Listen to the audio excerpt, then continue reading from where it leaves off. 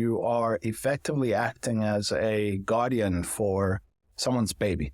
And that means that, when you're taking on that responsibility, it is a lifestyle choice. It's an always-on type of situation. There's a lot of pressure. If you're going funding round to funding round, it's constant, I suppose, pressure, right? That you have to be able to absorb. And it's not the ping pong tables and pool tables and, parties in Ibiza type story, which is the dream you might get sold. That is not the reality on the ground. Hey, welcome to the show. I'm your host, Andrew Kaplan. In this show, I chat with folks who work in growth. But the show isn't about their favorite tactics or strategies or growth playbooks. There's enough content about that stuff out there from other folks. This show is about the personal challenges, career adversity, and self-doubt that come when you work in growth at early stage companies. My guest today is Brad Fehler. Brad's got a really impressive background. He's a 5-time head of growth. He's worked at a range of different size and stage startups over the last 10 years, and he's been a big part of the London growth community. I was excited to have him on the show because he was willing to be extremely vulnerable about the mistakes in his career. In our show prep, he actually wrote out, "My pain should be your listener's gain," which is really the ethos of this show, to normalize and explore the mistakes that we all encounter and the adversity that we all encounter in our careers so that we can all learn and get better from it. We talked about 2 really interesting and challenging moments in Brad's career. The first is when his wife was pregnant with their second daughter. He was working at an early stage startup, and his founder was putting all kinds of pressure on him to prioritize the business over his family obligations. And so I suspect listeners to this show may be in not necessarily the exact same situation, but might be balancing other obligations in life, a pet, a family member, non-work interests, hobbies, obligations. And so Brad talked about how he balanced that pressure and what he would do if he could go back in time. The second thing that we explored is the immense pressure and anxiety and unease that comes when your title is head of growth and the company isn't growing as fast as it could. Brad shared his story, and we talked about what he would do differently if he could go back in time. It was an honest and a vulnerable conversation and a fun convo. Brad's a lot of fun to chat with. Let's hop right in. I think you're going to love this one. Prior to getting into this world, I started off at an agency. It was about 20, 25 people when I joined, and it was a performance marketing agency, paid search. But it was taking a different take on paid search. It was downloading all of our clients' data into a couple of databases, and we were running Hive queries on all of these accounts. So we were treated as analysts first, rather than what a traditional PPC was then was, someone that would get into the interface and play around and make some changes. But what I loved about that was, firstly, we were growing incredibly fast because the world at the time was really adopting paid search as a channel, bigger brands, or at least in this part of the world. The culture and ethos at the business was that we are analysts and account managers, if you will, rather than. So that was a sort of first taste of just building something and being part of that process.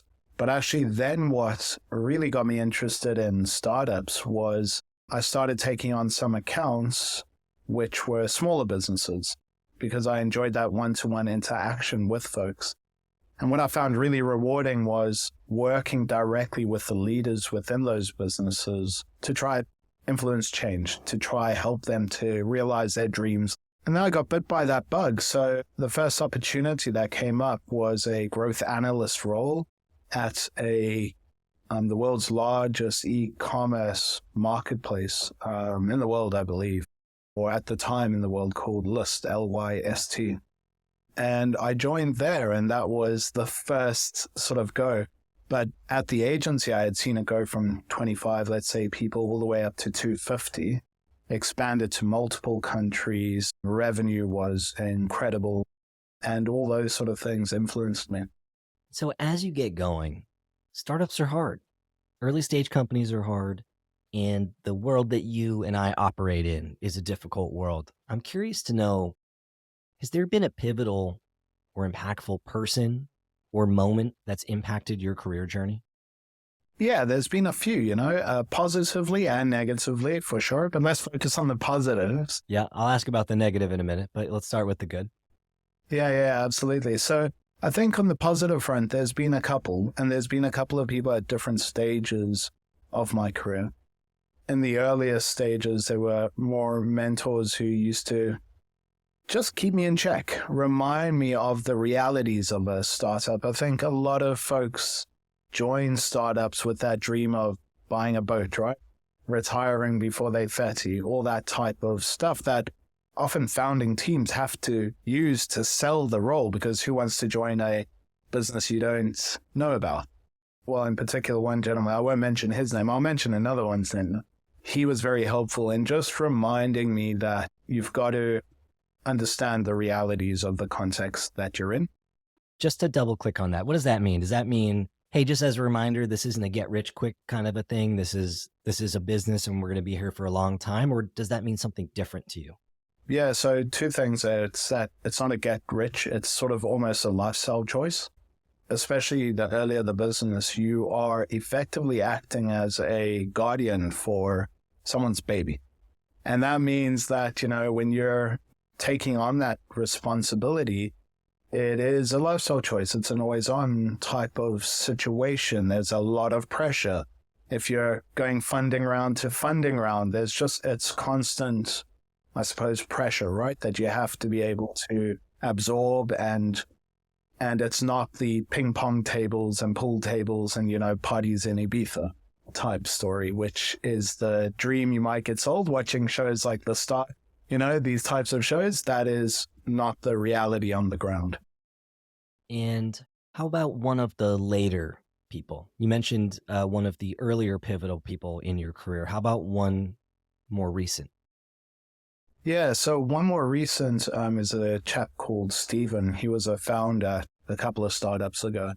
And he, to this day, remains a friend and a mentor as well. And I think a couple of things that he did for me, and continues to in many ways, is put a lot of trust and faith in me as an individual. Sometimes, people's imposter syndrome, the force is strong amongst some, but he allowed me to express myself and really gave me that freedom to explore opportunities, encouraged me not to be fearful of exploring opportunities.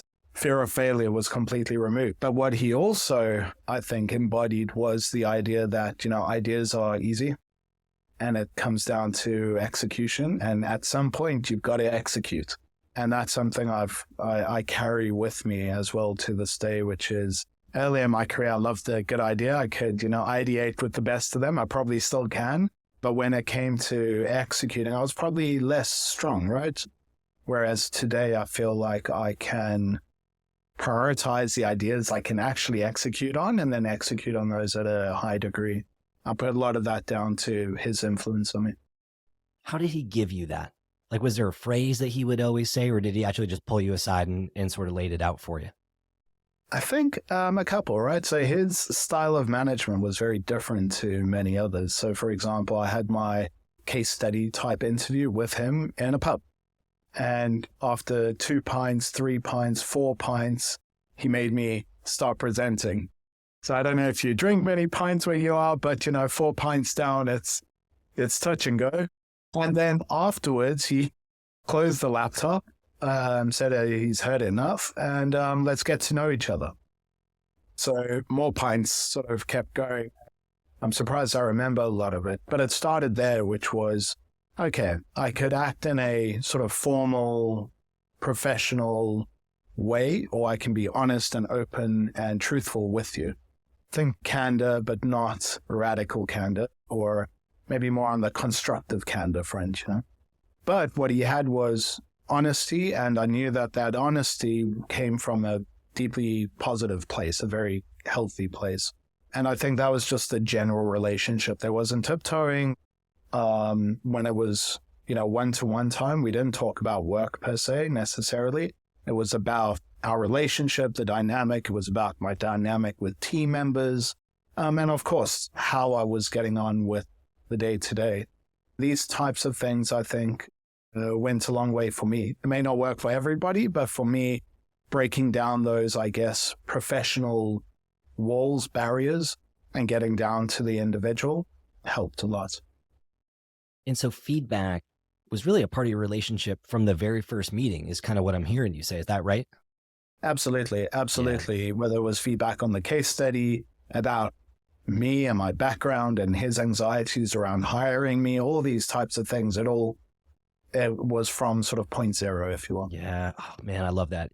Making me Yeah. reflect on someone who had an impact in my own career, and we had a very similar relationship. There's something special when you can kind of put away the script and all the formalities and just kind of talk. And when you do that from the very beginning, it creates this really vulnerable, honest place for both of you to do great work. And I got to ask, is that common to be drinking 4 or however many pints you drank in a pub in an interview with your boss? Like, is that a common thing in England? I think it was the second interview I've had in that sort of context, but not as, maybe a one beer sort of thing. But for him, it was at the time. He's a very professional Irish guy. So I think he wasn't drinking pints. He was drinking white wine spritzes. So his alcohol level was significantly lower than mine. And maybe that was part of his tactic at the time. Let's get this guy shit-faced and see what comes out. I got to ask about the flip side. So you also mentioned that there have been folks in your career that have had negative impacts. Yeah. Without sharing anyone's name or anything that would put you or them in an uncomfortable situation, could you tell us a little bit more about maybe the context of one of those relationships? Yeah, absolutely. I mean, one, again, stays with me to this day, and it was negative. So I was working for a company, a founder ultimately, right? Because that's how I often see these earlier stage companies. But I was having my second child. My second child was due. Or my partner's second child was due. She was quite pregnant. And I'd been at the business for about a year or so, give or take. But along with new child comes parental responsibilities, going for scans, going for whatever checkups and so on and so forth. And what I found was that he really made me try to prioritize the startup over those personal responsibilities I had, to the point where he'd ask me things like, are you sure you should be going for this scan, for example? We've got some important stuff we need to do here. And actually, in reality, it wasn't that important, right? It's just he wanted, I think, exert power and influence over me. And you can imagine the anxiety around that time when, you've got to support your partner. I've got to support her. I've got to be there. I'm not the one pregnant, but there's a lot of emotional support. But then I'm being torn by this person who is paying my salary and is running a business. I hate to admit it out loud, right? But I didn't deal with that as well as I could have. It was a terrible point because you feel like your job is under threat. You feel like there is something you're doing bad. That's pretty much how he made me feel, that I was the person in the wrong. I was making decisions that was harmful to the business.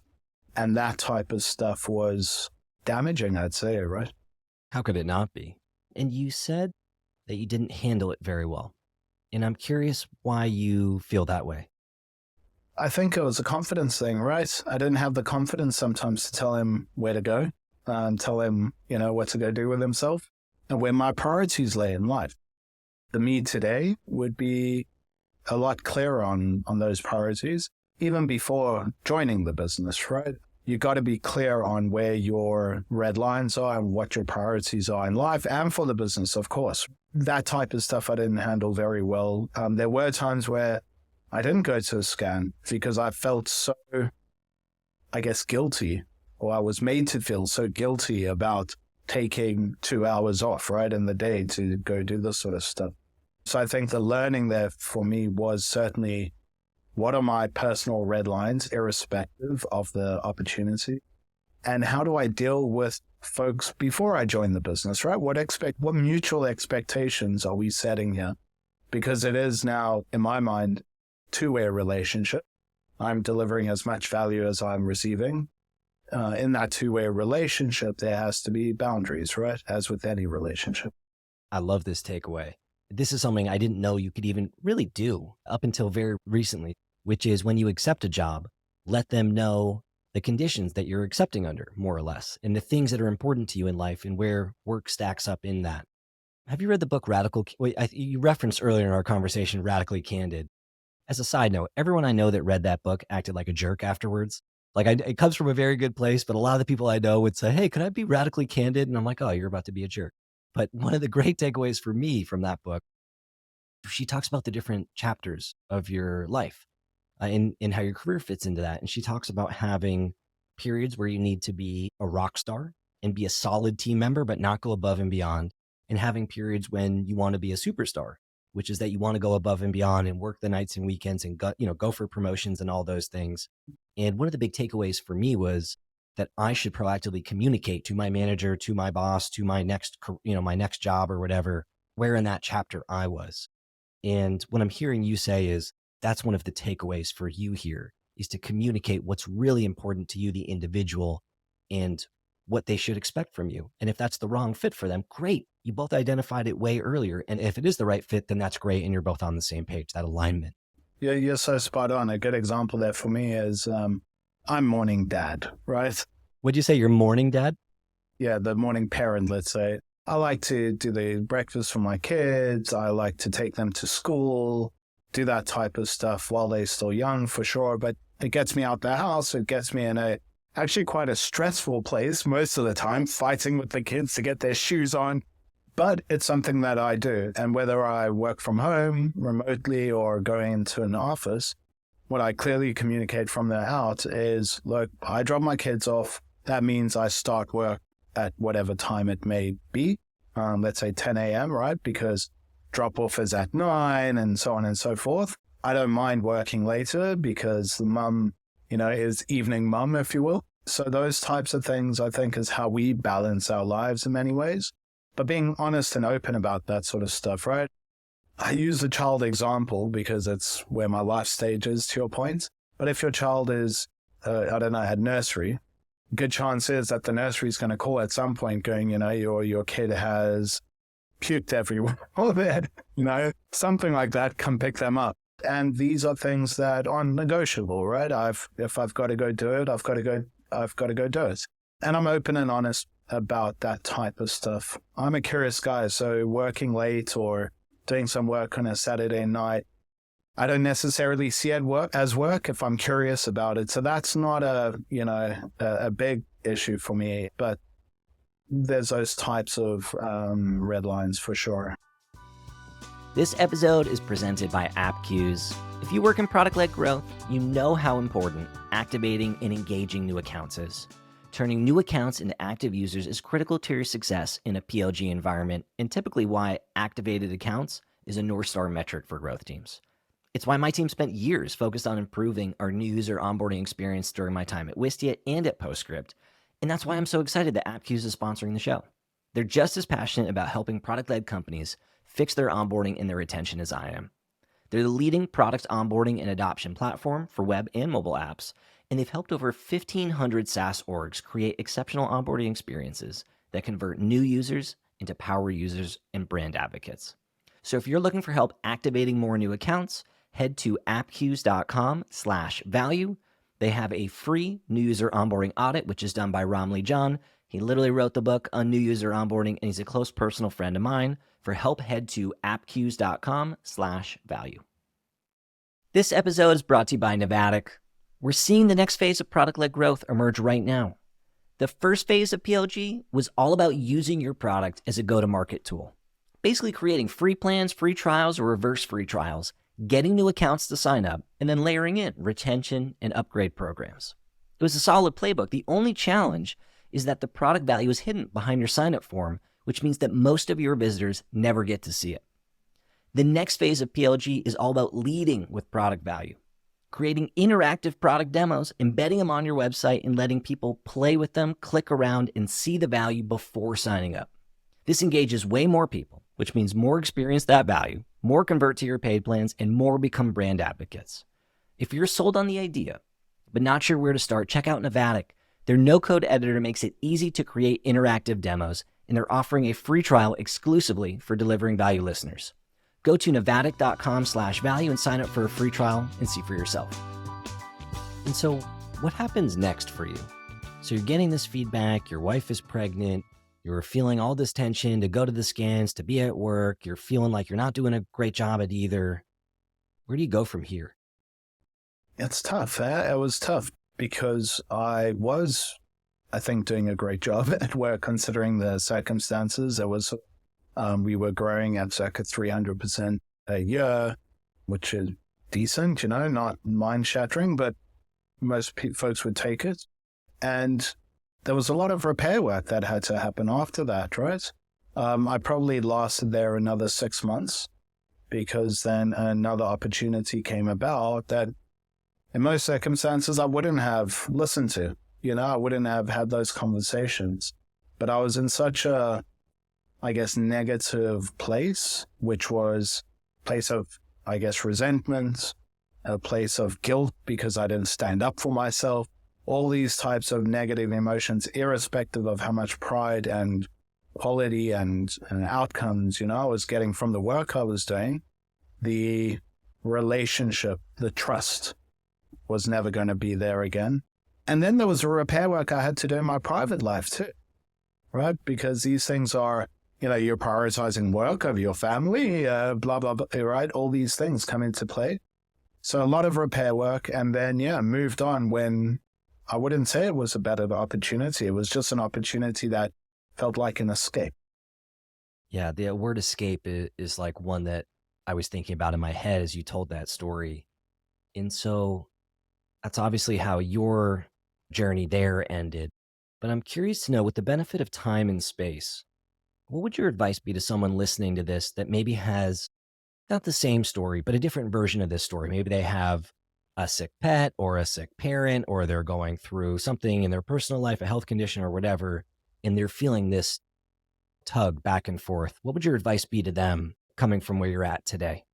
Yeah, so I think what I didn't do when it sort of first started arising was pull the founder to the side or, arrange a chat and actually express these things very clearly on what's happening in my personal life, why it's important to me, and why I think if I can strike the right balance, I'd be a better performer at work, right? Because I'm not bringing these stresses back and forth. So the first thing is bring the topics up and have that honest, open discussion. You can look the person in the eye. If she, for example, is not receptive to that, well, then that's the point where you can say, well, she is telling me that if I choose A over B, then this might not be the right thing. And then you can make those decisions. But if you don't bring it up early and try stamp it out very early, you're going to find that you bottle it up, right? And then 6 months or whatever go by, a year go by, and there's just going to be a damning negative effect on your mental health, which is very hard to recover from sometimes. Yeah, or you just feel resentful and it just simmers in the background for a long, long time. And so as your journey goes, is it pretty smooth sailing from here, or have there been other low points that you've encountered? Gosh, there's been lots of highs and lows. I'm sure you've heard the metaphor, right? Startups are like a roller coaster. So there's been incredible highs, but there have been quite a few lows as well. Could you tell me about one specifically that stands out to you? Yeah, I think, and this isn't unique necessarily to one. I worked at one startup where it didn't work out in the end. The business didn't work out. It went under.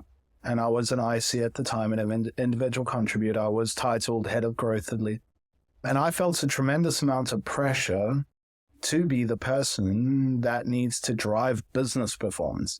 I felt that with this Head of Growth title and being an IC and at this stage of business, it was up to me to figure out how to get the company to grow. And if we're not growing, if we're not expanding rapidly and we don't hit whatever milestones to get our next funding round, it's down to me. This is such a relatable thing because all day, every day, I talk to folks who are in similar positions, whether their title is Head of Growth or whatever. They're the person who's leading their growth efforts, and they feel this crazy pressure. And for most of them, it bleeds out into the rest of their life, and they feel this stress and anxiety. So I love that you're comfortable in being vulnerable to share this story, because I know that there's going to be a lot of listeners who are just listening and nodding their head along like, fuck, I'm not the only one. Yeah, no, and it's this, I guess, the curse of the title in a way, right? The only thing I can say is in hindsight, it wasn't a logical place to be. It's not a logical place to be. That's what maybe poor mental health will do to you.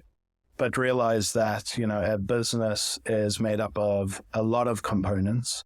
Sure, you've got an important role, but everyone's role is fundamentally important in an early stage business.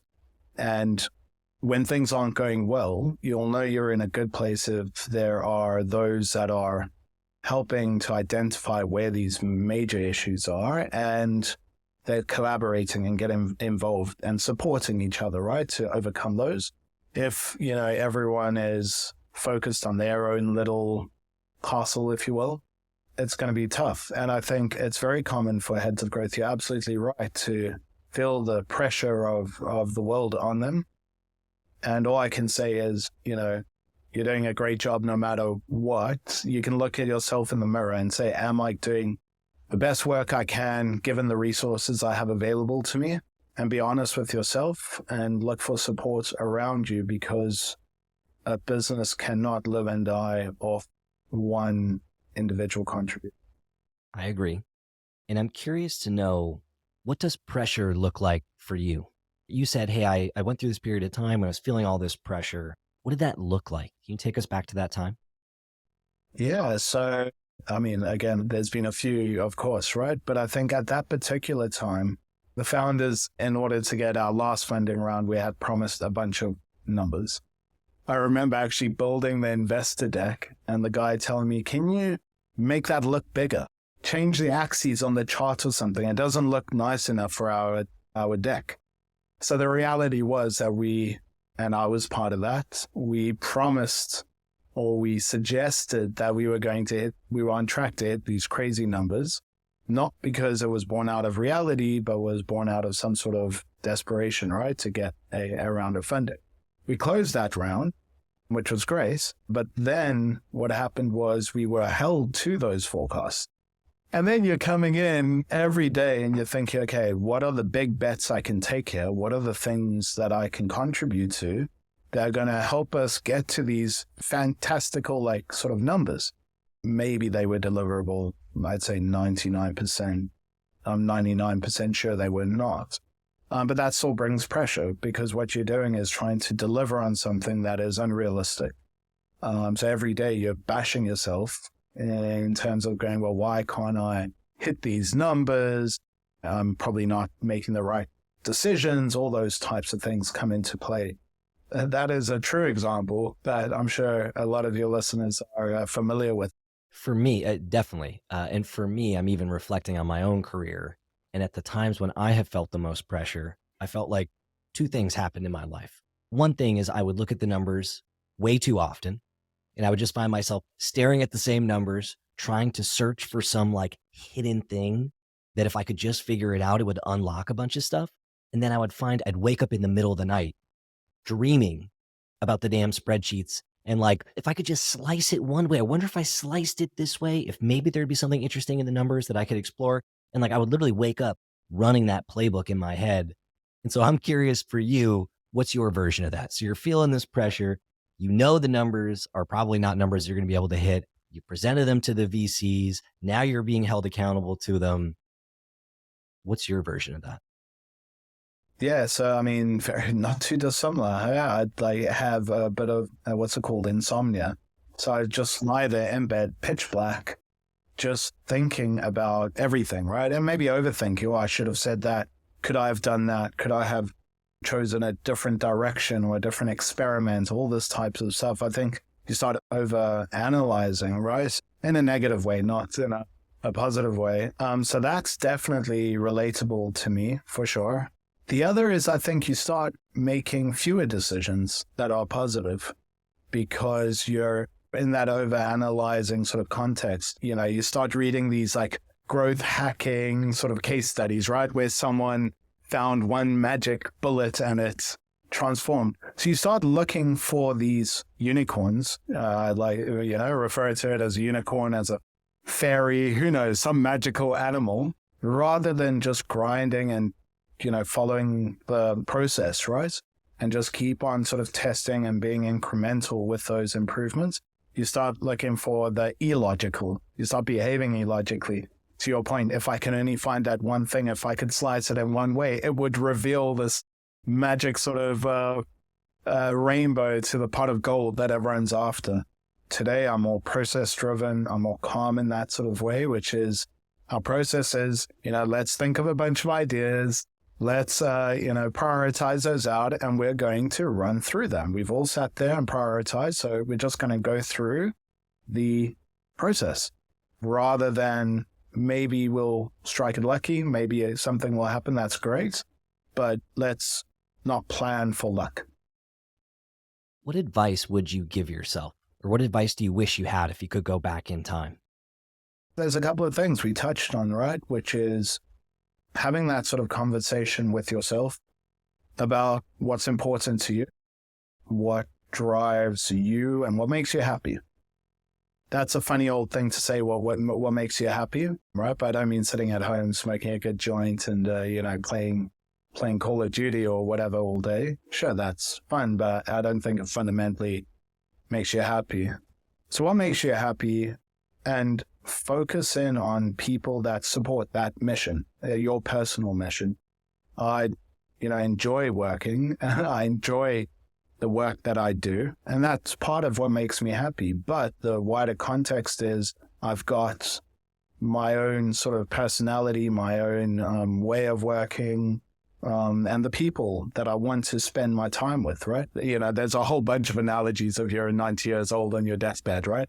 But I think there's some truth to that, which is I would give up a really great opportunity if I think the people I'm going to be around day in and day out are horrendous, or I can't really learn and grow from them, and just I wouldn't hang out with them normally. I don't expect or want to be friends with people I work with, necessarily, but I want to feel like here are people I'm excited to work with because I can develop, I can grow, I can enjoy the work that we're doing together. And I think these types of things are something I would tell my younger self who was more just job focused, right? And a little bit rose tinted. For sure, I would do that. The other is find a mentor, someone like yourself early, because it's hard. It's very lonely sometimes if you're an IC, right?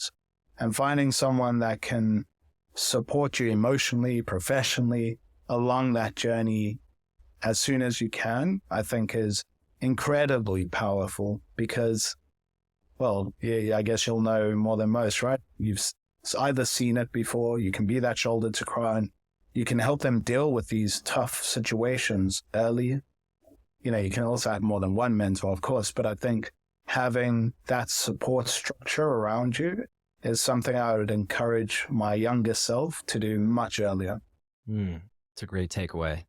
And have there been other major learnings related to building your career in and around the growth space that stand out to you as we do a little bit of reflection here? I think a good learning is remain humble, right? Even if you're at a unicorn, the reality is your contribution to that journey is just part of a puzzle. So remain humble and remain curious for sure. And yeah, that curiosity I think is essential, right? I've always been that type of person. You could call it a growth mindset, an entrepreneurial mindset. I'm not sure. But I think these types of things are very, very useful. And it's something that technology in and of itself is not going to replace, right? It's not going to replace someone that's interested to understand what's under the hood or why something is. And then lastly, I think it's stick to the first principles approach. I think this is a good place to be if you want to get rid of a lot of the noise.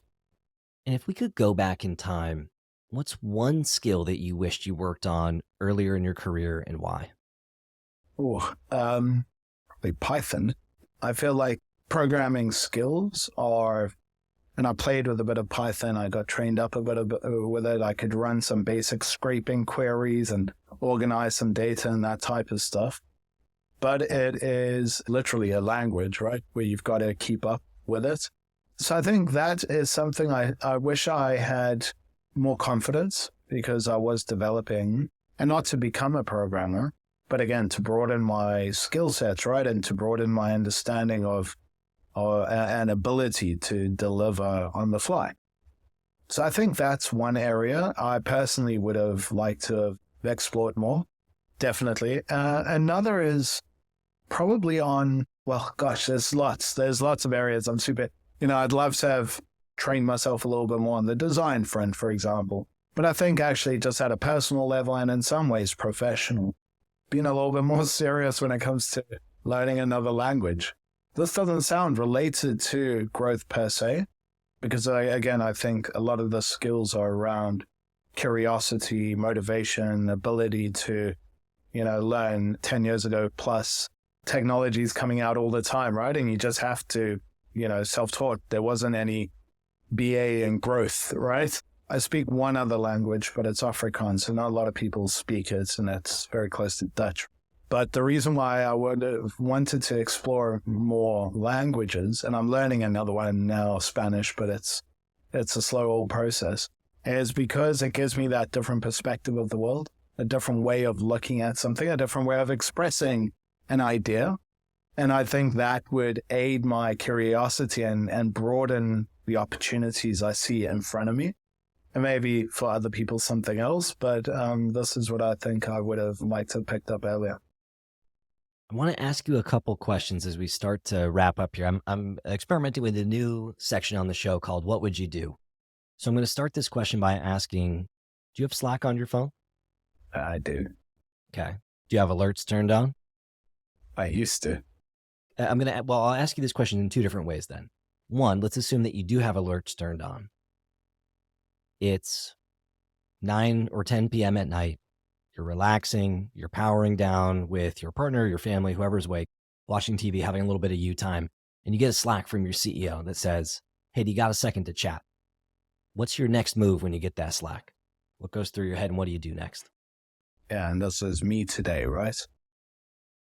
Is it you today with alerts turned on? Yeah, I'm not answering. However, there's a lot of, founders, CEOs where they genuinely my friend as well. So on that sort of point, I'd tell them off for contacting me on Slack. I'd sort of tell them, what are you doing? I know I'm busy, whatever, with something else. But if they contacted me on WhatsApp, it might be different. But I think generally I wouldn't be answering because there's nothing on a Saturday night, at least in my type of role, right? I'm not maintaining systems, right? Or anything like that where something's gone down. I wouldn't answer. I would just understand that there's no positive that can come of this. And if it's important enough, he'll bring it up or she'll bring it up the next morning or on the Monday. And can you compartmentalize that? Or are you going to ruminate on that for the remainder of the time until you have a chance to connect with them? I definitely think a little while ago I would have. There's that paranoia, right? That sinks in, which is, God, what have I done? All this sort of stuff starts swirling around.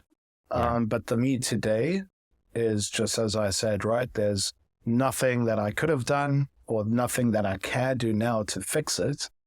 Even if I did do something, that's going to change where we're at. So I can wait until Monday. I think this is part of the sort of red lines as well, right? Which is, where is your time, your family time, but just you time? And where is company time? Where is Brad at startup versus Brad at home, right? And if you don't, of course, there's extenuating circumstances and there's caveats, but if you don't draw those lines, well, today it's 5 minutes. Next Saturday, it's an hour. The following Saturday is, hey, why don't you come into the office? If you give a person an inch, they'll take a mile, right? So I think be clear with those boundaries. And importantly, if you communicate to the CEO, look, I don't check Slack on weekends or evenings or whatever your boundary is, communicate that up front because then that manages their expectation too, right? I've messaged Andrew. He hasn't gone back to me. That's cool. He told me that he won't. And I think this is a valuable thing. I'm going to ask you one more, which is you talked about presenting to VCs as part of fundraising. Let's say you're presenting internally. You're head of growth. Right now we're recording in November. A lot of people that are doing quarterly planning or 2024 planning. Let's say you're presenting something internally to your executives. You've got your strategy for the next year. You've spent a lot of time on it. You're in the presentation. It's not going well. And so what goes through your head in a situation like that? And what do you do afterwards? I think what wouldn't happen, at least for me, is it's not going to be a surprise to anyone, right? I would have consulted, I would have had conversations with people all along their way. If I've been working on it for a year, for example, or however long, it's never going to be a surprise. I'm going to be touching base with people and secretly bringing individuals into the conversation, stress testing it with them, all of that stuff, so that when it's presentation time, almost everyone in that room, or at least every senior individual in that room, any individual where this is impacting, is going to be aware of the details. That shouldn't be a surprise. If you're presenting for the first time and it's a surprise, expect things to go wrong, right? Because immediately someone is either going to want to protect their territory, is going to have some sort of feedback, all that type of stuff. But if you prepare in advance and bring people along that journey with you, then it's more of a tick boxing exercise, right? And in fact, on that note, it's not even for the senior folks, let's say. Then I would do it to the broader business, because I want to bring everyone on board and take everyone along that journey. Just, on that note, if something's going wrong in any circumstance, don't ruminate on it. Don't sit on it. Don't think you can fix it, because the more it festers, the more of a negative surprise it'll be once it does come to light. Be transparent, be open, and communicate as regularly and as fluidly as you possibly can. It's that pre-meeting alignment. Took me getting roasted to learn that. How did you learn that? Pretty much the same, right? Pretty much the same. And I observed a sort of product director I was in the same room with. And he was a wily politician, let's call him that, because you could see that he did all the prep work beforehand, but also the way he would say, and as Brad and I agreed on this point a couple of weeks ago, and then he'd say, and as Andrew and I so he would bring people in and make sure that he positioned them in a way that they on board, and they then couldn't turn around and say, hang on, I didn't agree to that. I love this. This is like a masterclass. So all that type of stuff, you observe it and you're like, oh shit, I should do that. Yeah, this is a very smart move by him that I picked up as well. There's a few roastings I've had, especially that unexpected email, which I don't do anymore, that you send on a Friday evening just before you go home. And you shut your laptop. These things are, do not send emails, do not communicate unless you absolutely have to past 3 p.m. on a Friday. There's no good that can come from it. It's funny, you used the politician analogy, because that's actually how, when I work with folks and they're like, what do you mean I have to do a bunch of work to tell everybody what I'm going to present in the meeting before the meeting, but privately? And I always say, think about it like you're a politician. You don't want to go in there and have the vote for the first time and not know how everybody's voting. You want to know how they're voting beforehand. You want to go out there and lobby, and any tough feedback where someone doesn't have your vote, you want to know it way before that meeting. And so it's funny. It sounds like you came to a similar conclusion.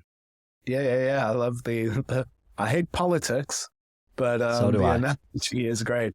If you're in a business where there's too much bureaucracy, too much politics, it's tough, right? Because then you're not actually focusing on the work, you're focusing on the politics. But yeah, it's a great analogy. Yeah. Well, thank you for coming on, sharing some of your journey, sharing a bunch of the lessons learned along the way. For folks who are listening, who want to learn more and connect with you, where should they go? My happy place is LinkedIn generally. So yeah, I'd love everyone to just hit me up on LinkedIn. Yeah, and let's have a chat. I'm a completely open book, and always happy to meet founders and fellow heads of growth that can help inspire me. Yeah, so that's my happy place these days. Hell yeah. Well, thanks for coming on and jamming. Likewise. Thanks for having me, Andrew. Thank you for listening to the pod. I hope that you enjoyed the episode. If you did, the biggest gift that you could give me as a small business owner and as a content creator would be a review. You know the game. You can go on to Apple Podcasts. You can go on Spotify. Leave a review. That would help me service this content to other folks who are like you. Obviously, you should subscribe to the content if you really dug it. And if there's feedback that you have for me, folks you think I should chat with, stuff that you wish I would gloss over faster, whatever it is, I'm all ears. I work in growth. You're not going to hurt my feelings. I try to collect feedback and iterate quickly. You can reach out to me on LinkedIn at Andrew Kaplan or on Twitter at @akaplan. Otherwise, hope you enjoyed the episode, and I'll see you next show.